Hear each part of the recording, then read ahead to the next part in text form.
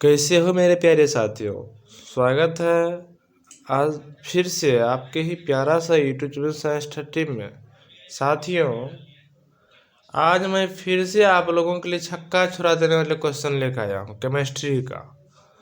ये 10 क्वेश्चन है।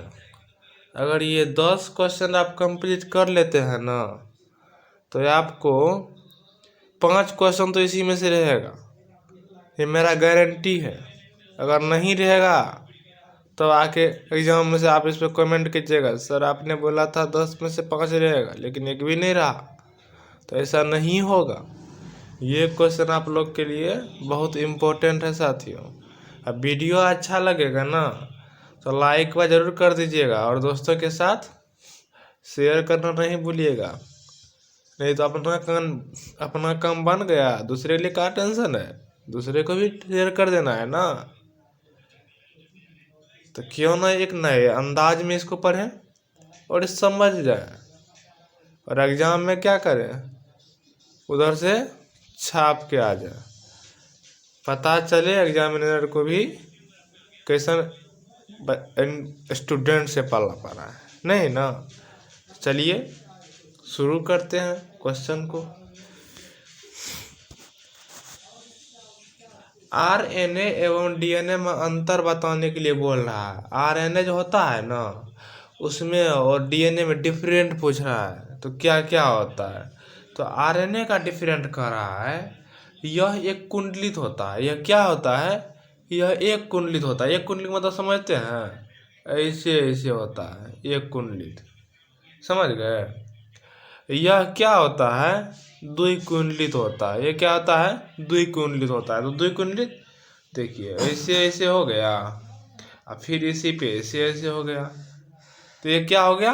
द्विकुंडलित होता है। आरएनए एक कुंडलित होता है और डीएनए द्विकुंडलित होता है। अब देखिए इसमें कह रहा है आरएनए कोशिका दर में पाया जाता है। आरएनए जो होता है सेल में पाया जाता है, लेकिन डीएनए जो होता है अणुसूत्रों में पाया जाता है। डीएनए क्या होता है? अणुसूत्रों में पाया जाता है। ये देखिए, यह अनुवांशिक पदार्थ नहीं होता है, यह अनुवांशिक पदार्थ होता है। समझ गए ना? डीएनए आरएनए समझ गए। तो चलिए नेक्स्ट क्वेश्चन की ओर। समझ गए तो क्वेश्चन को देखिए। ये क्वेश्चन भी कई बार पूछा गया, 2012 में पूछा गया, 2020 में पूछा गया, तो 22 में क्यों नहीं पूछ देगा? पूछ सकता है। तो इसको छोड़ना नहीं है, पी जाना है। समझ गए ना? चलिए नेक्स्ट क्वेश्चन की ओर चलते हैं। नेक्स्ट क्वेश्चन कह रहा है दबरागी लायोफिलिक एवं दब विरागी लाइफोबिक कोलाइड में अंतर बताने के लिए बोल रहा है। दबरागी एवं दबविरागी, ये आपसे पूछेगा लायोफिलिक एवं लायोफोबिक में अंतर बताएं।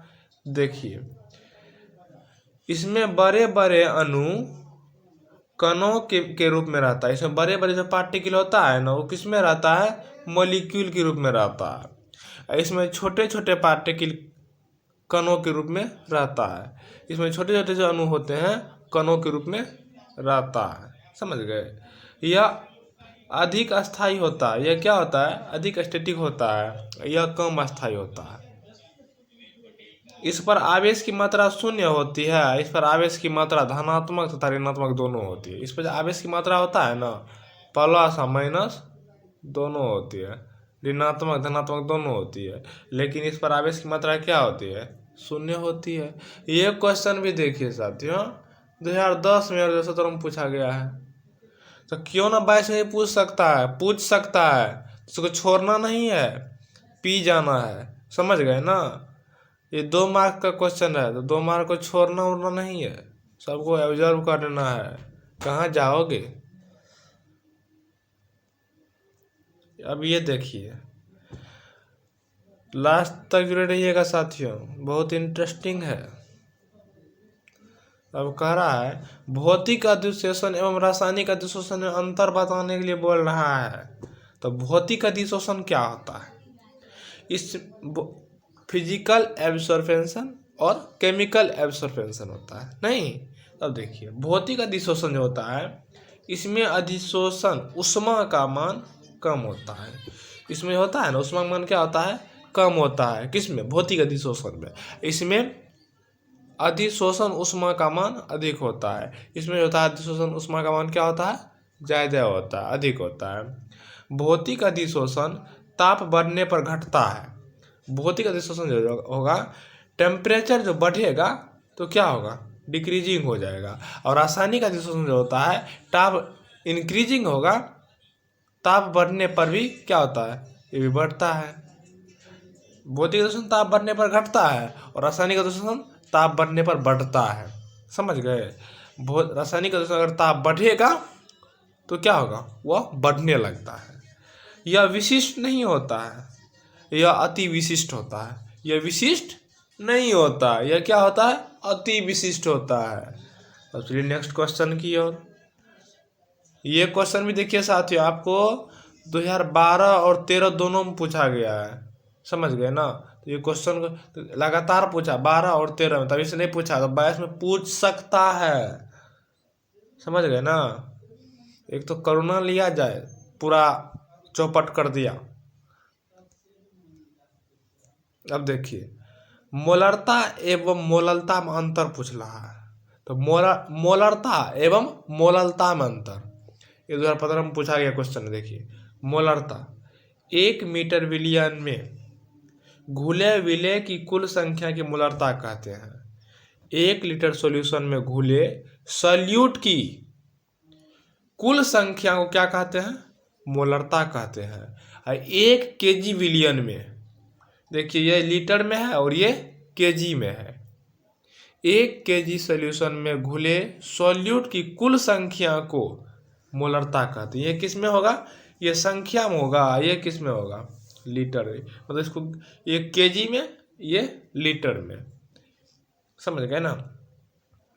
मोलरता ताप पर निर्भर करता है। मोलरता जो होता है ना, ये टेम्परेचर पर निर्भर करता है। अब मोललता ताप पर निर्भर नहीं करता है। और देखिए, इसका एसआई मात्रक मोल प्रति लीटर होता है और इसका एसआई मात्रक मोल प्रति केजी होता है। समझ गए ना। ये क्वेश्चन को भी याद कर लीजिएगा। अब देखिए नेक्स्ट क्वेश्चन, अभिक्रियाओं पर ताप का क्या प्रभाव होता है।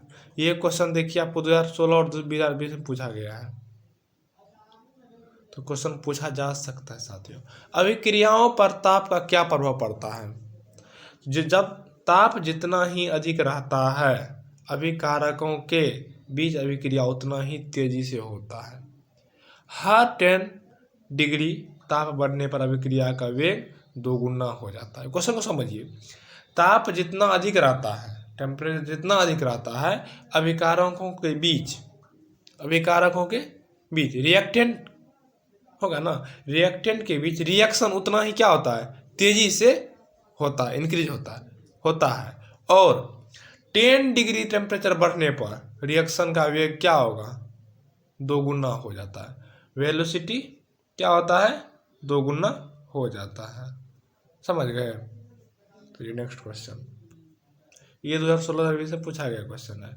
अब देखिए, हिमांक के अवनमन से आप क्या समझते हैं। हिमांक के अनुसार डिस्प्लेजन ऑफ फ्रीजिंग पॉइंट, किसी द्रव का हिमांक वह ताप है जिस पर द्रव का वाष्प दाब ठोस के वाष्प दाब के बराबर हो जाता है, हिमांक का अवनमन कहलाता है। 2017 में पूछा गया है। ये क्वेश्चन आपको 5 मार्क्स में पूछेगा पूरा कॉन्फ़िगरेशन के साथ। 2022 में मेरा गारंटी है, तो 5 मार्क्स को भी नहीं छोड़ना है। समझ गए ना। या तो 5 मार्क्स में या 2 मार्क्स में तो फिक्स ही हो गया क्वेश्चन। ये रामबाण है। आप लोगों के लिए 5 मार्क्स का भी सजेशन बनाएंगे। 6 क्वेश्चन बताएंगे आपको, जिसमें से अगर 3 नहीं रहा ना तो आप मुझे गाली दीजिएगा। समझ गए। आप लोग के लिए ऐसा क्वेश्चन बनाए हैं हम अभी, और वो क्वेश्चन एक सजेशन के रूप में दे देंगे और उसको आपको याद करा देंगे। वो 5-6 क्वेश्चन आप याद कर लेते हैं तो आपको 3 क्वेश्चन एग्जाम में मिल जाएगा। उससे मेरा 100% गारंटी है। समझ गए ना। अब देखिए नेक्स्ट क्वेश्चन,